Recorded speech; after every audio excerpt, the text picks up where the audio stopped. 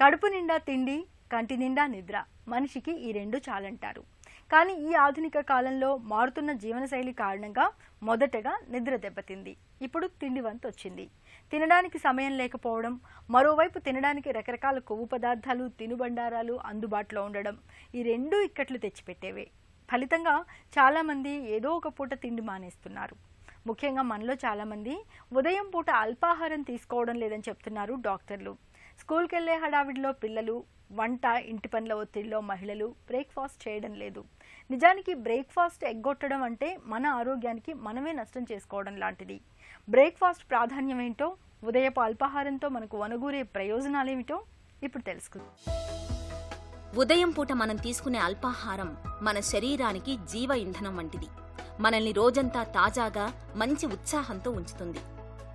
Tiffin చేయకుండా ఉన్నవాళ్ళని చూడండి, కోపంతో, చిరాకుతో చిర్రుబురులాడుతూ కనిపిస్తారు. శరీరం మొత్తం నీరసంగా ఉంటుంది. నిరుత్సాహంతో ఏ పని చేయాలనిపించదు. మరి ఇంతటి ప్రాధాన్యం ఉన్న ఉదయపు అల్పాహారంలో ఏం తినాలి? ఇడ్లీ, దోశ, వడ, ఉప్మా. ఎప్పుడు ఇలాంటివే కాకుండా ఇప్పటి నుంచి కొంచెం వెరైటీలను ప్రయత్నించండి. గుప్పెడు మొలకెత్తిన గింజలకు కాస్త నిమ్మరసాన్ని కలిపి పైన కొద్దిగా కొత్తిమీర, కొన్ని కరివేపాకు రెబ్బలు, వీలైతే కాసిన్ని పల్లీలను కలుపుకుని తినండి. రుచి అదిరిపోతుంది. చక్కటి పోషకాలు మనకందుతాయి. అలాగే పచ్చసొన తీసేసిన గుడ్డులోని తెల్లసొనలు, అరకొరగా ఉడికించిన బీన్స్, క్యారెట్ వంటి కాయగూరల ముక్కల్ని తినండి.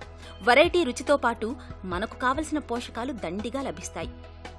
ఇక 1-2 అరటిపళ్లను తిని 1 గ్లాసుడు పాలను తాగడమూ మంచిదే. సీజనల్గా దొరికే పళ్లను ఏదో ఒక రూపంలో ప్రతిరోజు ఉదయం అల్పాహారంగా తీసుకోవడం మరీ మంచిది. ఇటీవలి కాలంలో ఓట్మీల్, ఫ్లాక్స్ సీడ్ గింజలకు ప్రాధాన్యం పెరుగుతోంది. అల్పాహారంగా అవి కూడా మేలైన ప్రత్యామ్నాయాలే.